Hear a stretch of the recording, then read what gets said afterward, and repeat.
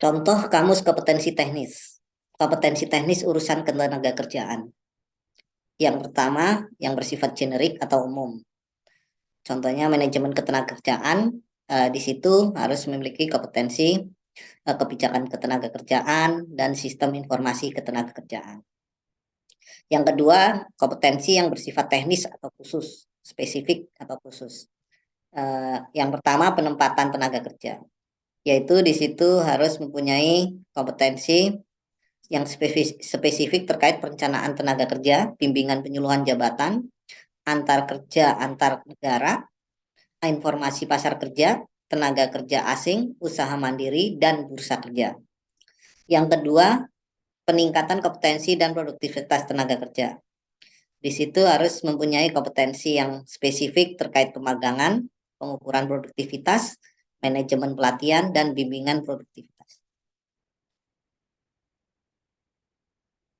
Yang ketiga, ini harusnya ketiga, adalah pelindungan tenaga kerja. Yang pertama, harus mempunyai kompetensi yang spesifik terkait pengawasan norma kerja, pengawasan norma K3, dan higien perusahaan, ekonomi, dan keselamatan dan kesehatan kerja.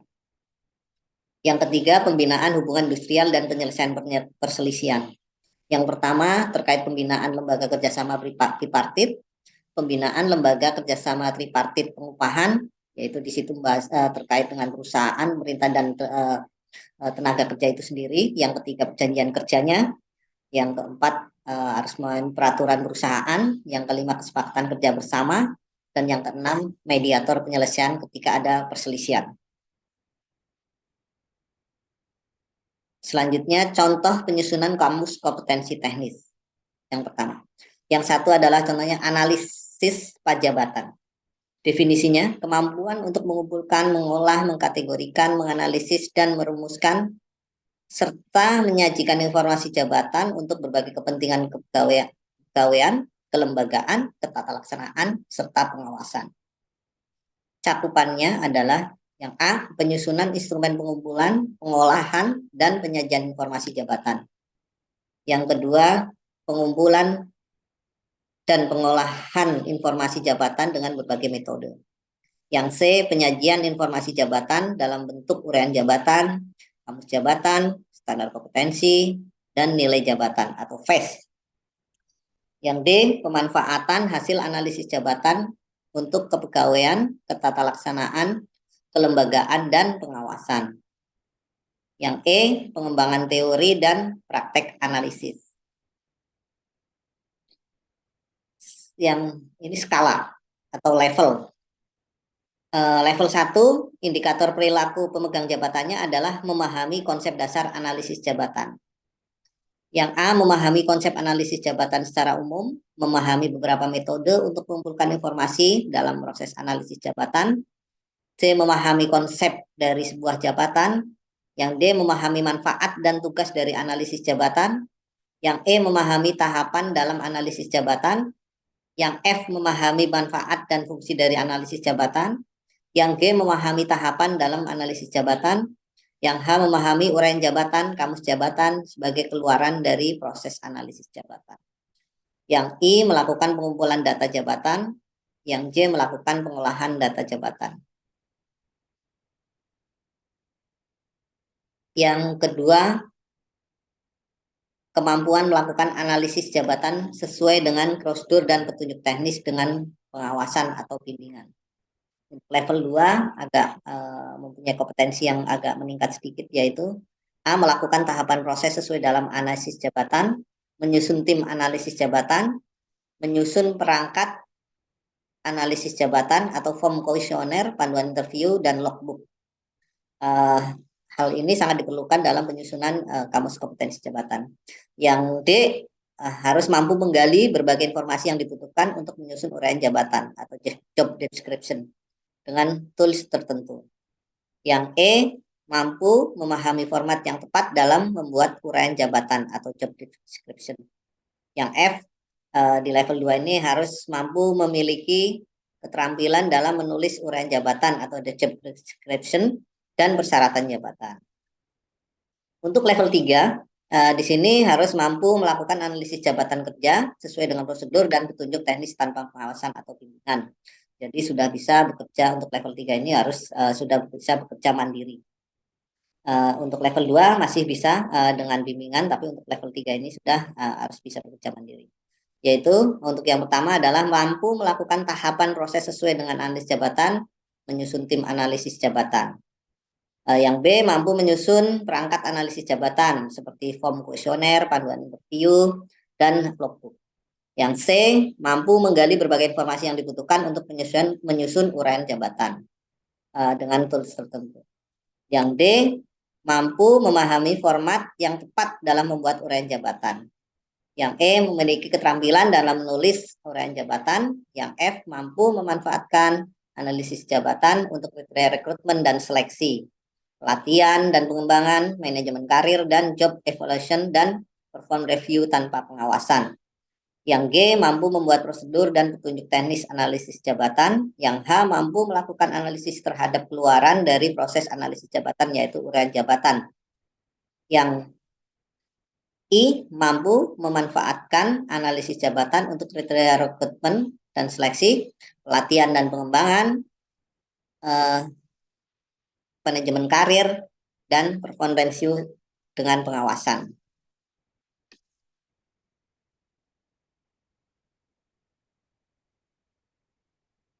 Yang untuk level 4, pada level 4 ini adalah mampu memberikan analisis dan rekomendasi penggunaan analisis jabatan dalam kepegawaian, kelembagaan, ketetalaksanaan, dan pengawasan. Yang A, mampu memberikan analisis dan rekomendasi penggunaan analisis jabatan untuk perencanaan pegawai. Jadi pada level 4 ini harus sudah mampu memberikan rekomendasi apa guna dari analisis jabatan tersebut. Yang B, memberikan analisis dan rekomendasi penggunaan analisis jabatan untuk sistem rekrutmen dan seleksi. Yang C, memberikan analisis dan rekomendasi penggunaan analisis jabatan untuk penempatan pegawai. Yang D, memberikan analisis dan rekomendasi penggunaan analisis jabatan untuk manajemen kinerja. Yang E, memberikan analisis dan rekomendasi penggunaan analisis jabatan untuk sistem pendidikan dan pelatihan.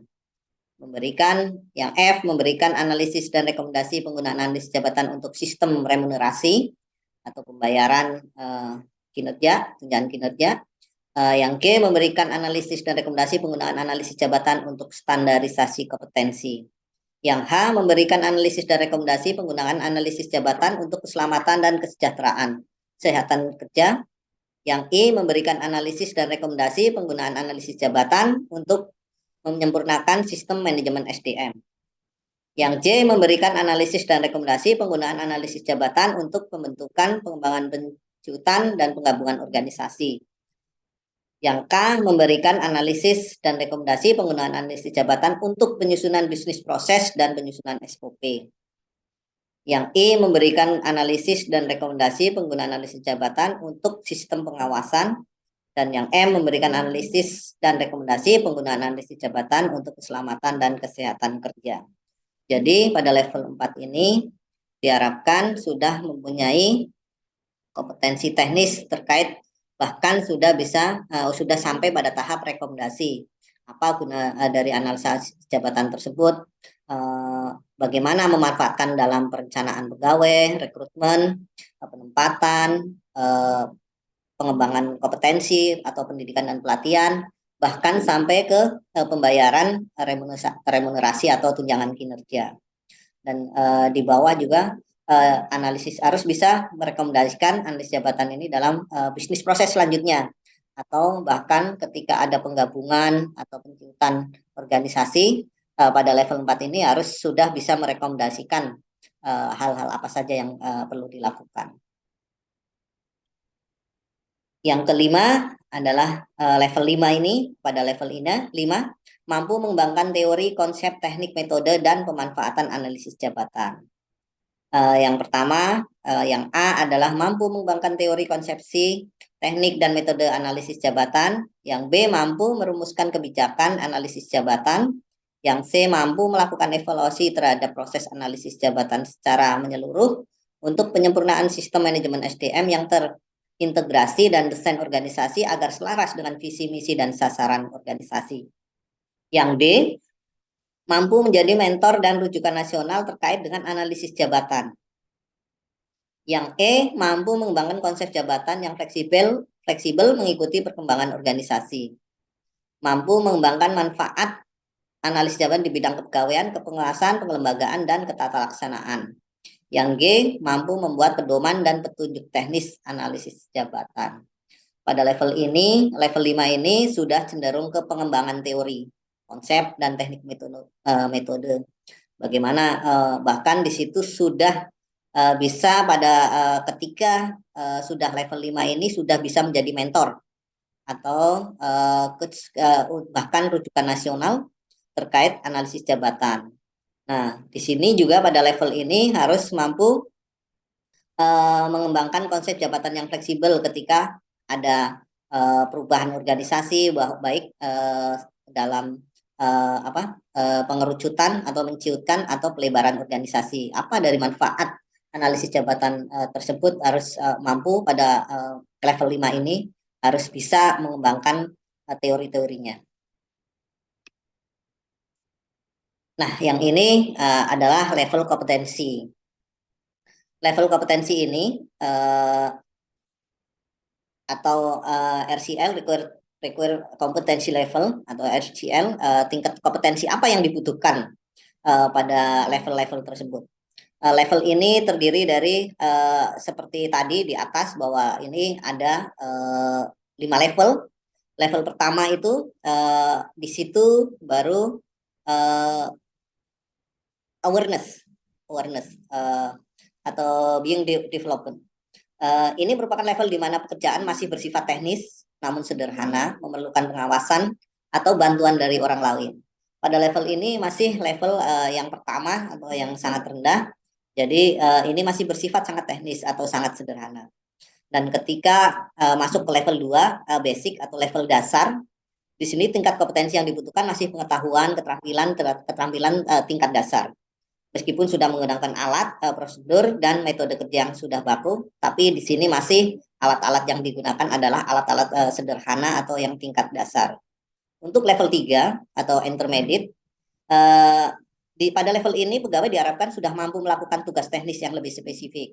Kalau yang tadi di level 2 itu masih bersifat dasar, kalau di sini sudah bersifat spesifik atau lebih kompleks dan sudah bisa menyelesaikan permasalahan yang timbul dari tugasnya. Ketika ada masalah-masalah terkait pekerjaannya, untuk level 3 ini diharapkan sudah bisa mampu menyelesaikan permasalahannya sendiri. Pegawai juga sudah bisa kerja tanpa bantuan atau pengawasan langsung. Pada level 3 ini diharapkan pegawai sudah bisa mandiri, tanpa pengawasan pun sudah bisa bekerja sendiri. Untuk level 4, advance itu sudah mumpuni ya. Untuk level ini pada tingkat ini adalah pegawai sudah harus mampu mengembangkan ilmu pengetahuan terkait teknologi, mumpuni dalam konsep maupun teorinya, harus apalagi prakteknya, yang sudah bahkan sudah mendapatkan pengakuan di tingkat instansi. Jadi di sini pada level 4 ini sudah di instansi tersebut orang sudah mengakui bahwa yang bersangkutan itu memang ahli di bidang tertentu. Selain itu juga kemampuan dalam mengembangkan dan melakukan satu bidang keahlian yang spesifik, sehingga mampu melakukan uji kompetensi serta mengajar. Uji kompetensi di sini sudah bisa sebagai penguji atau asesor pada level 4 ini, serta mengajar seperti widya suara dan lain-lain, yang nanti sudah dijadikan rujukan atau mentor untuk tingkat instansi. Jadi apabila instansi tersebut itu sudah ketika ada kegiatan, diharapkan untuk pegawai yang sudah level 4 ini sudah bisa dijadikan mentor untuk di instansinya atau membimbing kelas-kelas pada level di bawahnya. Untuk level 5 atau kalau yang di sini udah expert atau sudah sangat ahli ya kalau di sini. Nah, kalau ketika sudah pada level expert ini, pegawai sudah bisa dikategorikan dalam level 5 ini. Pada level 5 ini, apabila pegawai tersebut sudah mampu mengembangkan ilmu pengetahuan dan teknologi yang sudah mendapat pengakuan nasional dan internasional. Nah, ketika pada level 5 ini, bahwa baik di tingkat nasional maupun internasional diharapkan sudah bisa orang sudah mengakui keahlian orang tersebut. Selain itu juga mampu menghasilkan karya kreatif.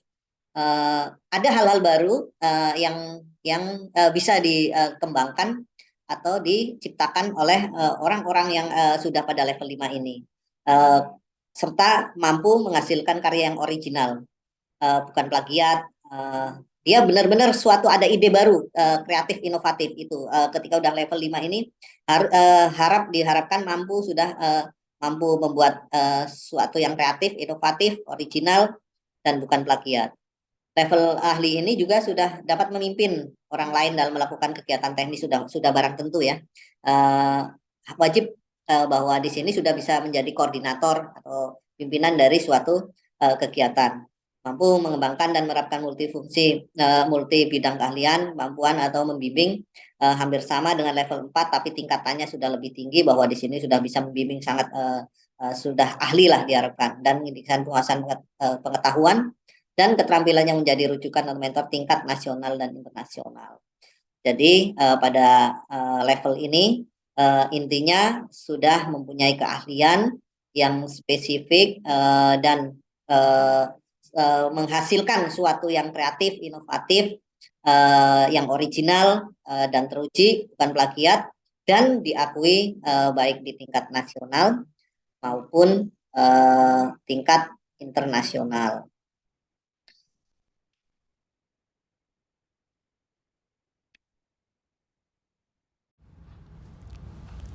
Level 1, awareness atau being developed, paham atau dalam pengembangan. Dengan kriteria sebagai berikut. Yang pertama, mengindikasikan kemampuan melaksanakan tugas atau pekerjaan teknis sederhana dengan proses dan aturan yang jelas, memerlukan pengawasan langsung atau bantuan dari orang lain.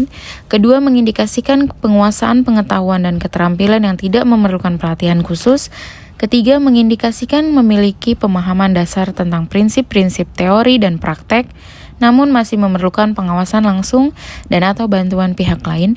Dan yang keempat, mengindikasikan kemampuan bertanggung jawab atas pekerjaan sendiri.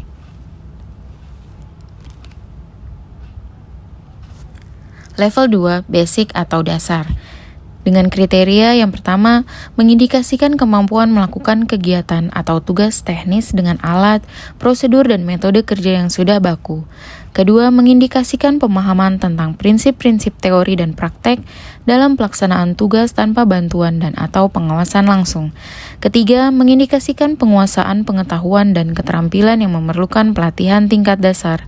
Dan yang keempat, mengindikasikan kemampuan untuk bertanggung jawab atas pekerjaan sendiri dan dapat diberi tanggung jawab membantu pekerjaan orang lain untuk tugas teknis yang sederhana. Level 3, intermediate atau menengah. Dengan kriteria yang pertama, mengindikasikan kemampuan melakukan tugas teknis dengan lebih spesifik dengan menganalisis informasi secara terbatas dan pilihan metode untuk penyelesaian permasalahan yang timbul dalam tugasnya.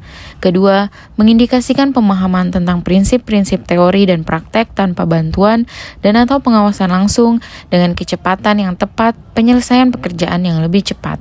Ketiga, mengindikasikan kepercayaan diri dan kemampuan dan menunjukkan kelancaran dan ketangkasan dalam praktek pelaksanaan pekerjaan teknis.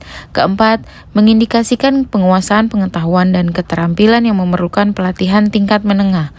Dan yang kelima, mengindikasikan kemampuan bertanggung jawab atas pekerjaan sendiri dan dapat diberi tanggung jawab atas pekerjaan kelompok atau tim.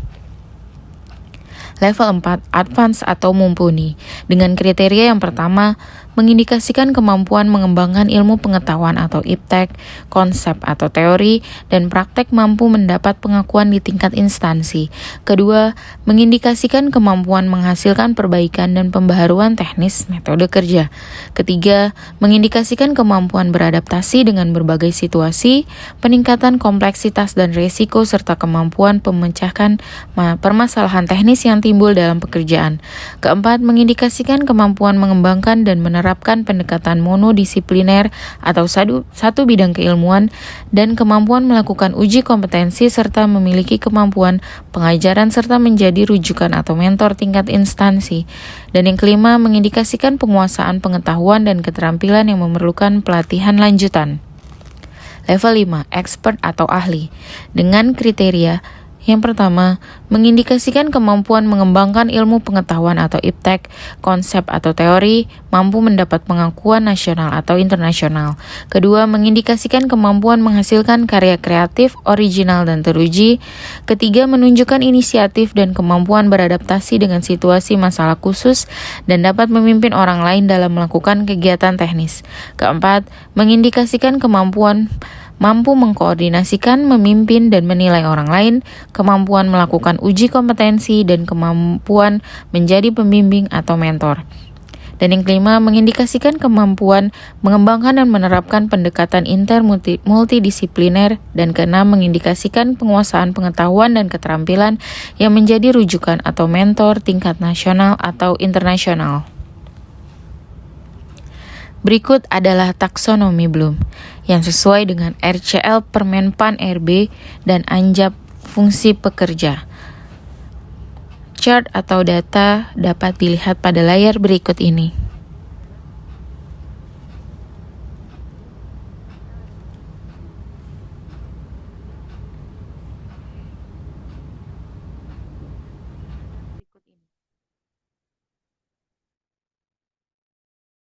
Important to job atau ITJ adalah tingkat pentingnya suatu kompetensi dan persyaratan terhadap jabatan berfungsi sebagai bobot prioritas pengembangannya.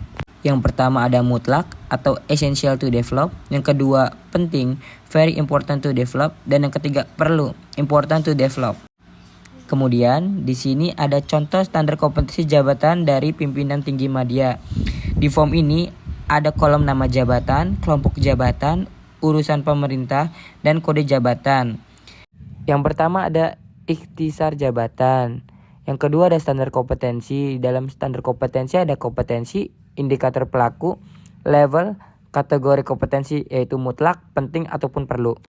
Terdapat 3 kompetensi. Yang pertama manajerial. Di dalamnya yaitu semangat berprestasi, komitmen terhadap organisasi, kerjasama, berorientasi pada kualitas, memiliki visi, pemikiran strategis, manajemen perubahan, negosiasi, mengelola konflik, membangun jejaring kerja, kewirausahaan, pengambilan keputusan, kepemimpinan, kemampuan mengelola SDM, dan kemampuan mengelola keuangan.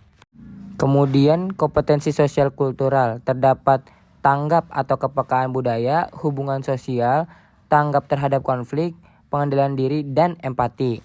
Dan yang terakhir kompetensi teknis. Kompetensi teknis sendiri tergantung bidangnya masing-masing. Kemudian terdapat persyaratan jabatan, yaitu jenis persyaratan, uraian, kategori mutlak, penting, atau perlu.